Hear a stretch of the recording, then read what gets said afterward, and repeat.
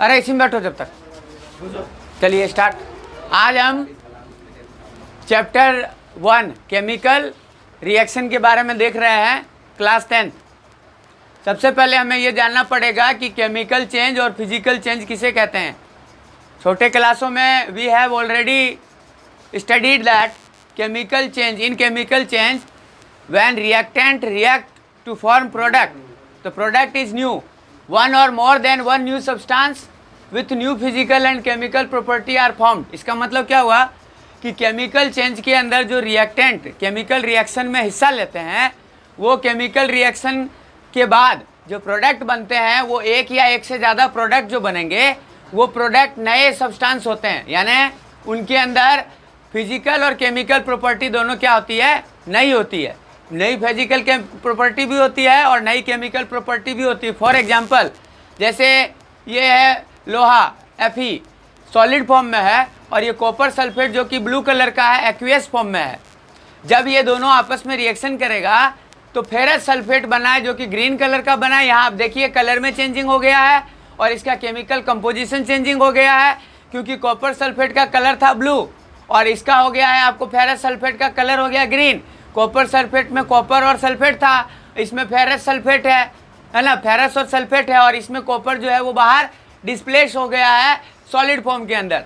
तो यहाँ हम देख रहे हैं कि फिजिकल प्रॉपर्टी भी चेंज हो गई। फिजिकल प्रॉपर्टी यानी इसका कलर था ब्लू किसका, कॉपर सल्फेट का, और अब कलर आ गया है ग्रीन फेरस सल्फेट का, यानी फिजिकल प्रॉपर्टी भी चेंज हो गई है इसकी। और केमिकल कंपोजिशन में कॉपर सल्फेट जो है वो CuSO4 था और फेरस सल्फेट FeSO4 निकल गया है। यानी केमिकल प्रॉपर्टी और फिजिकल प्रॉपर्टी जब दोनों चेंज हो जाती है, यानी ऐसा रिएक्शन केमिकल रिएक्शन जिसमें रिएक्टेंट जब आपस में केमिकल रिएक्शन करके जो प्रोडक्ट बनाते हैं वो प्रोडक्ट जो है वो नए फिजिकल और केमिकल प्रॉपर्टी के होते हैं, तो उस तरीके के चेंजेस को हम लोग कहते हैं केमिकल चेंजेस। केमिकल चेंजेस के अंदर हम लोग जो प्रोडक्ट बनता है उस प्रोडक्ट से फिर से रिएक्टेंट को गेट नहीं कर पाएंगे। ये याद रखना है आपको कि केमिकल चेंज के बाद जो प्रोडक्ट बनता है उस प्रोडक्ट से हम लोग फिर से रिएक्टेंट चाहेंगे बनाने के लिए तो नहीं बन पाएगा। यानी FeSO4 प्लस Cu को आपस में जब हम रिएक्शन कराएंगे तो CuSO4 और Fe फिर से हमें नहीं बनेगा। क्यों नहीं बनेगा? क्योंकि ये केमिकल चेंज है। केमिकल चेंज के अंदर जो रिएक्टेंट आपस में रिएक्शन करके प्रोडक्ट बनाते हैं उस प्रोडक्ट का केमिकल चेंज और फिजिकल प्रॉपर्टी, केमिकल प्रॉपर्टी और फिजिकल प्रॉपर्टी दोनों क्या होती है, अलग अलग होती है। और हम लोग प्रोडक्ट से फिर से रिएक्टेंट को गेट नहीं कर पाएंगे, तो उसे हम लोग क्या कहेंगे, केमिकल चेंज। दूसरा होता है फिजिकल चेंज। फिजिकल चेंज में क्या होता है कि जो रिएक्टेंट आपस में रिएक्शन करके केमिकल रिएक्शन करके जो प्रोडक्ट बनाते हैं, चेंज ऑफ कलर और स्टेट ओकर, यानी उससे जो नया प्रोडक्ट जो बनता है उसका अंदर कलर में चेंजेज होगा या स्टेट में चेंजेज होगा। स्टेट का मतलब वो अगर सॉलिड है तो लिक्विड हो सकता है, गैस हो सकता है, एक्वियस फॉर्म का हो सकता है, कलर में चेंजिंग हो सकता है, लेकिन उसमें कोई केमिकल प्रॉपर्टी में चेंजिंग नहीं होता है। फिजिकल चेंज के अंदर जो सब्सटेंस बनता है वो नया सब्सटेंस नहीं बनता है, वो ओल्ड सब्सटेंस ही रहता है। हो सकता है कि उस ओल्ड सब्सटेंस के अंदर जो है वो कलर में चेंजिंग हो जाए या उसके स्टेट में चेंजिंग हो जाए, लेकिन कोई नया सब्सटेंस नहीं बनेगा। It means we once again get reactant from the product. So the type of change in which we get once again reactant from product is called physical change, and the type of change in which we cannot get the reactant from product once again it is called chemical change. For example physical change का, ice को जब हम गर्म करते हैं, ये triangle मैंने ऊपर बनाया, इसका मतलब होता है हीट, गर्म करना है। यानी आइस को जब हम टेम्परेचर देते हैं तो वाटर में बदल जाता है। यहाँ पर आप देखिए आइस का जो फिजिकल स्टेट था वो सॉलिड था और वाटर का फिजिकल स्टेट क्या हो गया, लिक्विड हो गया। इस वाटर को हम और गर्म करेंगे तो ये बदल जाएगा वाटर वेपर के अंदर, और इस वाटर वेपर का फिजिकल स्टेट क्या हो गया, गैसियस हो गया। तो यहाँ पे हमने देखा कि सॉलिड से लिक्विड बना और लिक्विड से गैस बना, यानी क्या कि इसके अंदर हमने स्टेट के अंदर तो चेंजिंग हुआ, दिखने में यानी फिजिकल प्रॉपर्टी के अंदर तो चेंज हो गया इसका, लेकिन कोई नया सब्सटेंस नहीं बना। यानी अगर हम आइस को गर्म करते हैं तो वो वाटर ही रहता है, वाटर के मॉलिक्यूल H2O जो है वही रहता है, कोई नया जो है वो सब्सटेंस नहीं बनता है। यानी ऐसा चेंज जिसमें कोई नया सब्सटेंस नहीं बनता है और हम फिर से रिएक्टेंट को गेट कर सकते हैं प्रोडक्ट से, उसे हम लोग कहते हैं फिजिकल चेंज। और ऐसा चेंज जिसमें नया सब्सटेंस बनता है, हम लोग फिर से कहने का मतलब प्रोडक्ट से रिएक्टेंट को गेट नहीं कर सकते हैं, तो उसे हम लोग क्या कहते हैं, केमिकल चेंज। एक और एग्जांपल देखिए केमिकल चेंज का, कि हम लोग हमारे घर में सब्जी बनाते हैं तो बहुत सारे सब्जी को काट के हम लोग कढ़ाई में रखते हैं और आग से उसे हम जब सब्जी बना लेते हैं, तो जब सब्जी बन गई तो उससे फिर से हम लोग जो है वो जो सब्जी बनाने वाले जो कंपोनेंट थे, वेजिटेबल थे, उनको अलग हम लोग नहीं कर पाते हैं, तो वो क्या हो गया, केमिकल चेंज हो गया। या ऐसा कह दें कि आटा गूंथ के जब हम रोटी बना लेते हैं तो रोटी से फिर से हमें आटा नहीं मिलेगा, तो वो भी क्या हो गया, केमिकल चेंज हो गया। यानी ऐसा चेंज जिसमें नया सब्सटेंस बनेगा और नया सब्सटेंस बनने की वजह से उस नए सब्सटेंस से फिर से हमें जो है वो रिएक्टेंट नहीं मिल पाएगा। तो ऐसा चेंज जिसमें नया सब्सटेंस बने और नया सब्सटेंस फिर से अपने ओरिजिनल सब्सटेंस में नहीं बदल पाए, उसे हम लोग क्या कहेंगे, केमिकल चेंज। और ऐसा चेंज जिसमें कोई नया सब्सटेंस नहीं बने, यानी प्रोडक्ट को हम फिर से रिएक्टेंट में कन्वर्ट कर सकते हैं, तो उसे हम लोग कहते हैं फिजिकल चेंज। तो क्या ऐसी चीज़ें हैं, क्या ऐसे प्रॉपर्टी में चेंजिंग होती है, क्या फिजिकल प्रॉपर्टी और केमिकल प्रॉपर्टी में चेंज होता है, जिससे कि हम ये डिटरमाइन कर सकें, जिससे कि हम ये पता लगा सकें कि केमिकल चेंज हुआ है।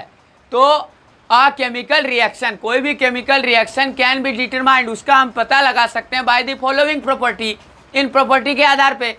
यानी कोई भी केमिकल रिएक्शन केमिकल चेंज से हो रहा है, उसका पता हम कैसे लगाएंगे, किसी भी केमिकल चेंज जो होगा, केमिकल रिएक्शन जो होगा, तो उस केमिकल रिएक्शन या केमिकल चेंज के अंदर गैस बन सकता है, इवोल्यूशन ऑफ गैस, कोई गैस बन सकता है नया, या चेंज इन टेम्परेचर, टेम्परेचर में क्या हो सकता है, चेंजिंग हो सकती है। फॉर्मेशन ऑफ प्रेसिपिटेट, प्रेसिपिटेट बन सकता है। प्रेसिपिटेट किसे कहते हैं, कि जब रिएक्टेंट दो लिक्विड हो, हम तो ये जान रहे हैं कि केमिकल रिएक्शन किसे कहते हैं, केमिकल रिएक्शन हम लोग उसे कहते हैं कि जब दो या दो से ज़्यादा केमिकल सब्सटेंस आपस में नया कॉम्बिनेशन करते हैं और प्रोडक्ट बनाते हैं, तो उसे हम लोग क्या कहते हैं, केमिकल रिएक्शन कहते हैं। तो केमिकल रिएक्शन में रिएक्टेंट आपस में क्या करते हैं, केमिकल रिएक्शन करते हैं ना, तो प्रोडक्ट जो बनता है तो वो प्रोडक्ट प्रेसिपिटेट हो सकता है। मतलब क्या, दो लिक्विड आपस में जब रिएक्शन करेंगे तो कुछ सॉलिड बन जाएगा, और सॉलिड जानते हैं वेट में भारी होने की वजह से वो पेंदी में जो है वो बैठ जाएगा, जिसे हम लोग क्या कहते हैं, प्रेसिपिटेट कह सकते हैं। यानी कोई भी केमिकल इक्वेशन में क्या क्या चीज़ें हो सकती है, कोई नया गैस बन सकता है, उसके टेम्परेचर में क्या हो सकता है, चेंजिंग हो सकता है। यानी मान लेते हैं कि दो जो रिएक्टेंट हमने लिया है उनके टेम्परेचर कम है, लेकिन दोनों रिएक्टेंट को जब आपस में हम लोगों ने मिलाया, उन्होंने केमिकल रिएक्शन किया, तो टेम्परेचर बढ़ सकता है या टेम्परेचर कम हो सकता है। या दो लिक्विड आपस में रिएक्ट कर रहे हैं तो कुछ सॉलिड बना सकते हैं, जिसे हम लोग क्या कहते हैं, प्रेसिपिटेट। और वो जो है वो आपके टेस्ट ट्यूब के पेंदी में बैठ सकता है, बॉटम के अंदर सेटल हो सकता है, वो अलग कलर का हो सकता है भारी होने की वजह से। चेंज इन कलर, कलर में भी क्या हो सकता है, चेंजिंग हो सकता है। जैसे कि यहाँ पे हमने देखा कॉपर सल्फेट का कलर क्या था, ब्लू था, और फेरस सल्फेट का कलर क्या हो गया, ग्रीन हो गया। तो ये बताता है कि क्या हुआ है, केमिकल चेंज हुआ है। यानी केमिकल रिएक्शन जो होगा उसमें ये कंपलसरी है कि केमिकल चेंज होगा। और हम लोग जान रहे हैं कि केमिकल चेंज जब होगा, यानी रिएक्टेंट आपस में जब रिएक्ट करके प्रोडक्ट बना रहे हैं, तो उस प्रोडक्ट से किसी भी हालत में हम लोग रिएक्टेंट को फिर से गेट नहीं कर पाएंगे। तो ये सब। और चेंज इन स्टेट, स्टेट में भी क्या हो सकता है, चेंजिंग हो सकता है। स्टेट का मतलब अगर सॉलिड रिएक्टेंट आपस में मिलकर लिक्विड प्रोडक्ट बना सकते हैं, लिक्विड रिएक्टेंट आपस में मिलकर सॉलिड प्रोडक्ट बना सकते हैं, एक लिक्विड और एक सॉलिड रिएक्टेंट आपस में मिलकर हो सकता है गैसियस रिएक्टेंट बना दे, गैसियस प्रोडक्ट बना दे। तो evolution of gas, change in temperature, formation of precipitate, change in colour, change in state, these are the property which tell us the chemical change occurs, chemical change हुआ है। और chemical change जब भी होगा तो नया सब्सटेंस बनेगा, और उस नए सब्सटेंस को किसी भी युक्ति के द्वारा, किसी भी प्रोसेस के द्वारा हम लोग ओरिजिनल सब्सटेंस में नहीं तोड़ सकते हैं। यानी केमिकल चेंज में रिएक्टेंट प्रोडक्ट तो बनाएगा, लेकिन प्रोडक्ट से फिर से हम लोग रिएक्टेंट को गेट नहीं कर पाएंगे। अभी हम लोगों ने केमिकल चेंज और फिजिकल चेंज के बारे में पढ़ा, तो हमने देखा कि केमिकल चेंज जो होता है उसमें रिएक्टेंट जब प्रोडक्ट में बदलता है तो प्रोडक्ट को फिर से हम लोग रिएक्टेंट में नहीं चेंज कर सकते हैं। तो केमिकल रिएक्शन क्या होता है? Chemical reactions are chemical change. Chemical reaction chemical change होते हैं इन विच, जिसके अंदर reactant transform into product. Reactant जो है वो बदल जाते हैं, ट्रांसफॉर्म हो जाते हैं किनके अंदर? प्रोडक्ट के अंदर, बाय मेकिंग और ब्रेकिंग ऑफ बॉन्ड। हो सकता है कि रिएक्टेंट के अंदर जो एटम है उनका नया कॉम्बिनेशन हो और उस एटम से नया सब्सटेंस बने। तो नए सब्सटेंस जब बनते हैं तो हो सकता है उनके अंदर कुछ नए बॉन्ड बने और कुछ बॉन्ड जो रिएक्टेंट के अंदर पहले से प्रेजेंट है वो टूटे, या दोनों चीजें हो, यानी कुछ नए बॉन्ड भी बने और कुछ पुराने बॉन्ड टूटे भी। तो केमिकल रिएक्शन जो होते हैं वो केमिकल चेंज होते हैं जिनके अंदर रिएक्टेंट ट्रांसफॉर्म होकर प्रोडक्ट बनते हैं, और प्रोडक्ट जो बनते हैं वो रिएक्टेंट के अंदर जो बॉन्ड प्रेजेंट होते हैं वो टूटने से या नए बॉन्ड बनने से बन सकते हैं बिटवीन डिफरेंट एटम, जो कि अलग अलग एटम के अंदर होते हैं। तो chemical reaction are chemical change in which reactant transform into product by making और ब्रेकिंग ऑफ बॉन्ड और बोथ बिटवीन डिफरेंट एटम। जैसे कि हम लोग एग्जांपल ले रहे हैं कि H2 प्लस O2, इससे बना H2O, वाटर बना। अब इसे हम लोगों ने बैलेंस कर दिया। तो यहाँ पर देखिए, हाइड्रोजन का 2 मॉलिक्यूल, ऑक्सीजन का 1 मॉलिक्यूल आपस में रिएक्ट करके क्या बनाया है? 2 मॉलिक्यूल ऑफ वाटर। तो यहाँ पर आप देखिए फिजिकल स्टेट भी दो चेंज हो गई है। हाइड्रोजन का फिजिकल स्टेट था सॉलिड, ऑक्सीजन का फिजिकल स्टेट भी, सॉरी, हाइड्रोजन का फिजिकल स्टेट था गैसियस और ऑक्सीजन का फिजिकल स्टेट भी था गैसियस। और जब ये दोनों रिएक्टेंट हाइड्रोजन और ऑक्सीजन जब आपस में रिएक्शन करके क्या बनाए हैं? वाटर बनाए, तो इस वाटर का फिजिकल स्टेट हो गया लिक्विड, यानी फिजिकल प्रॉपर्टी में भी चेंजिंग हुआ। साथ ही साथ हाइड्रोजन और ऑक्सीजन जब आपस में आए हैं तो नया बॉन्ड बना है, वो नया बॉन्ड बना है और जिस वजह से वाटर फॉर्म हुआ है। यानी ऐसा रिएक्शन जिसमें रिएक्टेंट जो भी प्रोडक्ट, रिएक्टेंट से जो भी प्रोडक्ट बनेगा वो रिएक्टेंट के अंदर जो एटम कॉम्बिनेशन पाया जाता है, एटम का जो कॉम्बिनेशन पाया जाता है, उस एटम के कॉम्बिनेशन के अंदर हो सकता है कि नया बॉन्ड बन जाए या पुराना बॉन्ड टूटे, या दोनों चीज़ें हो, कुछ नए बॉन्ड बने और कुछ पुराने बॉन्ड टूटे। एटम के बीच में हम जानते हैं कि जब बॉन्ड बनेगा तभी मॉलिक्यूल बनेगा। तो यहाँ पर वाटर का जो मॉलिक्यूल बना है उसमें हम लोगों ने देखा है कि ऑक्सीजन का जो मॉलिक्यूल था उस ऑक्सीजन के मॉलिक्यूल के बीच में जो बॉन्ड था वो टूटा है, और हाइड्रोजन का जो मॉलिक्यूल के बीच का बॉन्ड था वो एज इट इज रहा है, और ऑक्सीजन के मॉलिक्यूल के बीच का बॉन्ड टूटा है। तो यहाँ पर ऑक्सीजन के मॉलिक्यूल का बीच का बॉन्ड टूटा है और हाइड्रोजन से वो नया कॉम्बिनेशन हुआ है। यानी क्या कि रिएक्टेंट के अंदर जो भी आपको केमिकल रहेंगे रिएक्टेंट, उन रिएक्टेंट के अंदर या तो नया बॉन्ड बनेगा या पुराना बॉन्ड टूटेगा, या दोनों हो सकता है, कुछ नए बॉन्ड बने और कुछ पुराने बॉन्ड टूटे, तभी हम लोग कह सकते हैं कि केमिकल इक्वेशन हुआ है। अब हम आगे देखेंगे कि कितने तरह के केमिकल रिएक्शन होते हैं। फिलहाल आप देखिए types of chemical reaction: combination, decomposition, single displacement, double displacement, redox, endothermic, exothermic, precipitation और न्यूट्रलाइजेशन। ये सभी टाइप्स ऑफ रिएक्शन है। नाम ही हमें बता रहा है कॉम्बिनेशन, यानी रिएक्टेंट आपस में कंबाइंड होकर प्रोडक्ट बनाएंगे। डिकम्पोजिशन, रिएक्टेंट टूट के 2 या 2 से ज़्यादा प्रोडक्ट बनाएंगे। सिंगल रिएक्टेंट टूटेगा और 2 से ज़्यादा प्रोडक्ट बनेगा। यहाँ पर 2 से ज़्यादा रिएक्टेंट जुटेगा, जोड़े जाएंगे, नया बॉन्ड बनेगा और एक रिएक्टेंट बनेगा। जैसे ये आपका कॉम्बिनेशन रिएक्शन हो गया, 2 रिएक्टेंट आपस में जुड़कर एक प्रोडक्ट बनाए हैं। डिकम्पोजिशन में क्या होगा? एक रिएक्टेंट टूट के 2 या 2 से ज़्यादा प्रोडक्ट बनेगा। सिंगल डिस्प्लेसमेंट में क्या होगा कि जो ज़्यादा रिएक्टिव होगा वो कम रिएक्टिव एलिमेंट को उसके कंपाउंड से डिस्प्लेस कर देगा। डबल डिस्प्लेसमेंट में क्या होगा कि दो कंपाउंड के एलिमेंट आपस में क्या होंगे, अपनी जगह को अदला बदली कर देंगे, तब उसे डबल डिस्प्लेसमेंट कहेंगे।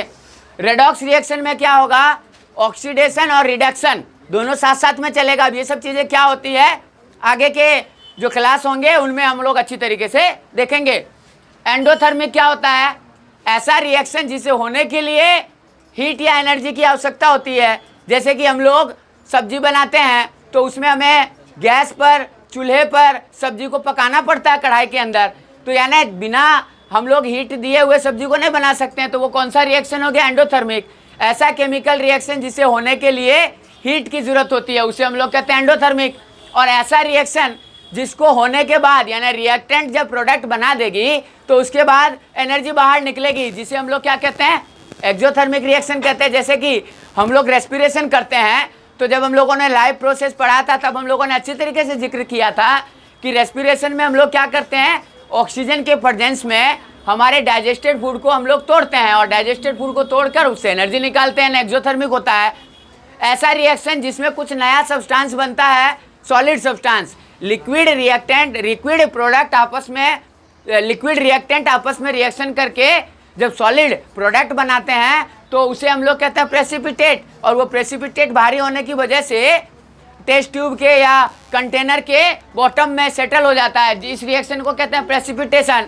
और न्यूट्रलाइजेशन रिएक्शन के लिए तो हम लोग पहले से भली भांति परिचित हैं कि जब एसिड और बेस आपस में रिएक्ट करते हैं तो साल्ट और वाटर बनता है, जिसे हम लोग न्यूट्रलाइजेशन रिएक्शन कहते हैं। इन सभी टाइप्स ऑफ रिएक्शन के बारे में डिटेल स्टडी हम आगे की क्लास में करेंगे। वर्ड इक्वेशन क्या होता है, a word equation is a chemical reaction expressed in word. ऐसा वर्ड इक्वेशन जो होता है वो ऐसा केमिकल इक्वेशन होता है जिसमें हम लोग केमिकल